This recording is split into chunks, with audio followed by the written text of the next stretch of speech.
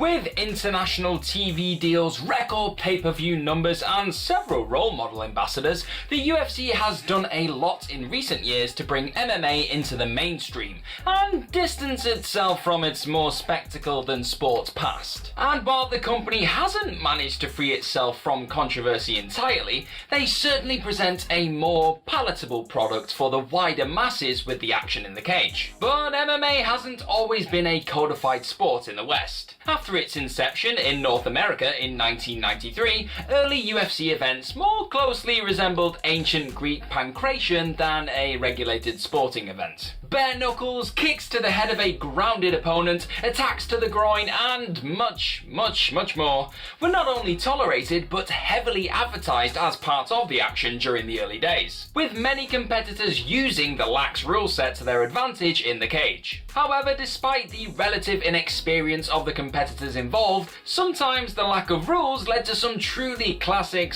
/ barbaric encounters inside of the cage. I'm Gareth from WhatCulture Combat in my bedroom, and here are 8 brutal fights from the anything goes era of the UFC. Number 8, Gary Goodridge vs Mark Schultz, UFC 9. Gary Goodridge was no stranger to brutal bouts during his brief UFC tenure. Fights with Paul Herrera, Jerry Bolander, and Don Fry solidified the Canadian in the eyes of fans of the sport as an all-action competitor. Unfortunately for Goodridge though, his feature on this list is as a result of his defeat by Mark Schultz. A gold medal winner at the 1984 Olympics, Schultz entered into the cage with an unmatched wrestling pedigree and some serious submission skills. Competing just 4 months after the untimely death of his brother Dave Schultz, Mark entered his bout at UFC 9 against Goodridge on short notice. Though it would prove to be his one and only MMA fight, Schultz would showcase his limitless potential during this bout with Goodridge, scoring some slick takedowns and completely dominating the grappling exchanges, opening up a large cut on Big Daddy. After 12 minutes, the cut would prove too large and the fight would be stopped,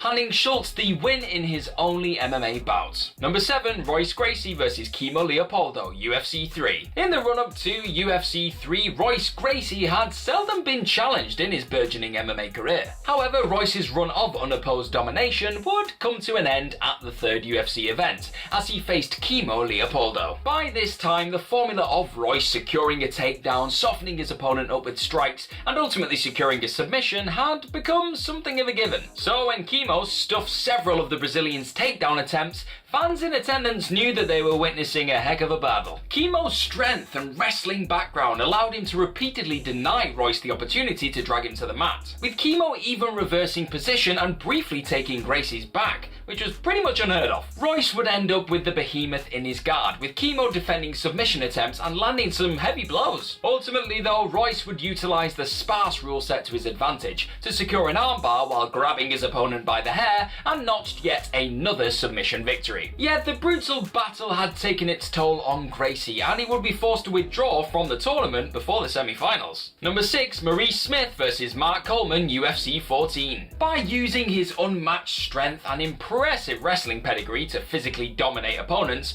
Mark Coleman established himself as one of the early stars of the UFC. An innovator in the art of striking his opponents once he had established a dominant position, Coleman racked up an impressive undefeated record across his first 6 fights and became the inaugural UFC heavyweight champion. So when Coleman came up against Maurice Smith at UFC 14, few people thought the American kickboxer had any chance of dethroning the king. From the outset of the bout, Smith embarked on a tactic of frustrating the hulking Coleman on the ground and hoped to tire the wrestler as the fight went on. Coleman enjoyed a lot of success in the early portion of the contest, regularly landing his trademark headbutts. Smith continued to defend intelligently, however, and the fatigue was beginning to show on Coleman's face. After 10 minutes of action, with Coleman in an ever-worsening state of exhaustion, Smith started to pile on the pressure and landed several heavy blows on his opponent. After 2 overtime rounds, it was clear who had done more damage over the course of the fight,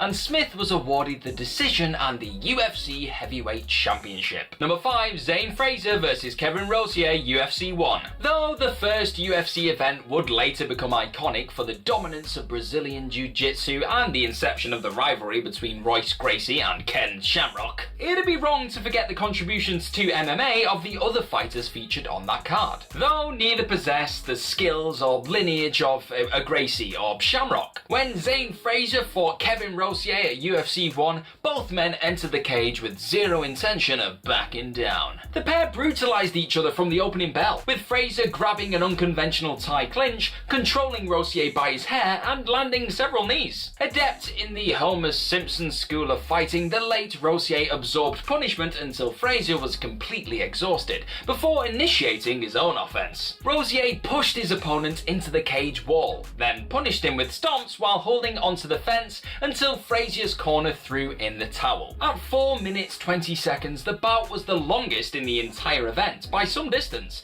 and an exhausted Rossi was handily beaten by Gerard Gordeau in the semi-finals. Speaking of which, number 4, Tila Tuli vs Gerard Gordeau, UFC 1. When the Ultimate Fighting Championship staged its first event all the way back in November 1993, it wasn't an understatement to say that the future of the sport in the West depended on its success. In staging a fighting competition ostensibly enforcing no rules, the UFC had successfully marketed their fledgling product, garnering over 80,000 pay-per-view buys. However, if the action in the cage didn't live up to the level of violence promised by the organization's marketing team, the UFC would have likely been unable to stage a second event. The success of the UFC rested on the fighters chosen for the event, and luckily they didn't disappoint. In the first bout of the evening, Dutch striker Gerard Gordeau stood across the cage from sumo wrestler Tila Tuli. With the total lack of mixed rules fights to go off, most spectators assumed that the gargantuan Tuli would have no problem flattening Gordeau. Ultimately though, Gordeau would demonstrate the frightening potential of striking in a fight with limited referee intervention. As Tuli charged towards his opponent, Gordeau landed a series of strikes on the feet before battering the sumo wrestler with a vicious kick that saw several of Tuli's teeth go flying into the audience. The brutal finish of Tuli vs Gordeau was a marketing dream for the company, setting the tone for the early days of the UFC in violent fashion. Number 3, Orlando Viet vs Renko Badul, UFC 2. In the first UFC event, Royce Gracie had demonstrated the potential of grappling in a mixed rules cage fight. Though his bout still contained many of the hallmarks of the brutal bouts seen elsewhere in the tournament, finishing his fights via submission rather than brutal striking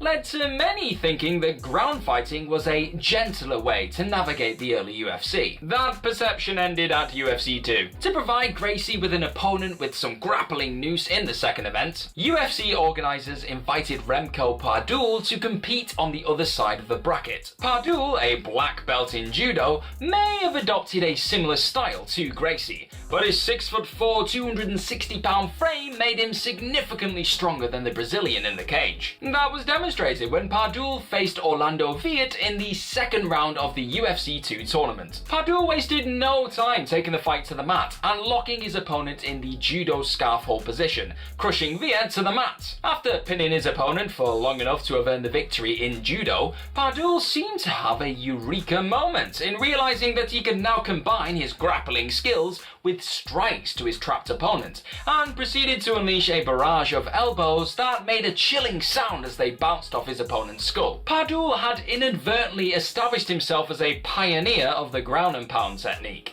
and advanced to the semi-finals, where he got tapped out by Gracie.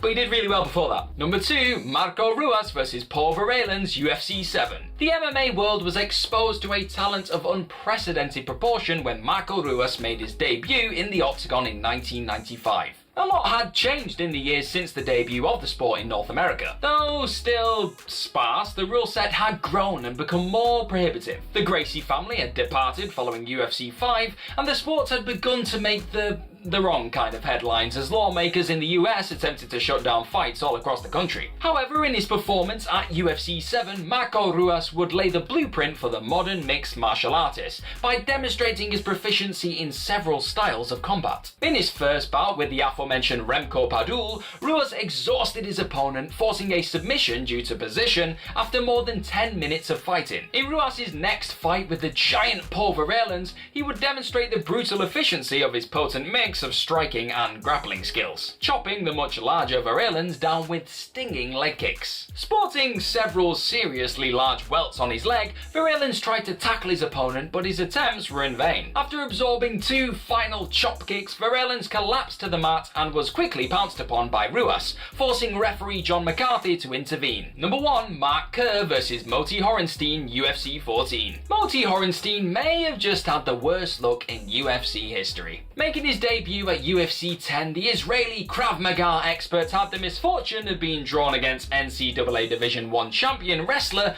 Mark Coleman in his first ever MMA bout. The fight went exactly as you might expect, with Coleman immediately bringing the fight to the mat and proceeding to pound the hapless Hornstein with a series of punches and headbutts for the victory. It was a very different time, it's gotta be said. Presumably believing that lightning wouldn't strike twice, Moti returned at UFC 14, entering the heavyweight tournament. Unfortunately for Hornstein, however, he would again find himself on the wrong side of the cage from a terrifying high-level amateur wrestler, this time in the form of 260-pound animal Mark Kerr. In what probably felt like the most painful case of deja vu ever recorded, Hornstein was again dragged to the mat almost instantly by his hulking opponent. Unfortunately, this time Hornstein made life even worse for himself by deciding to wear a gi into the cage, allowing Kerr even more options for effective control. Kerr battered Hornstein with grounded knees that would later become a staple of fighters in the Japanese Pride promotion. Moti commendably continued, but was clearly absolutely outmatched and was probably fortunate to have John McCarthy stop the fight when he did to avoid any unnecessary further punishment. And that's our list. Know of any other brutal fights from the Anything Goes era? Let us know all about them in the comment section below, and do not forget to like, share, click on that subscribe button and ring the bell while you're there.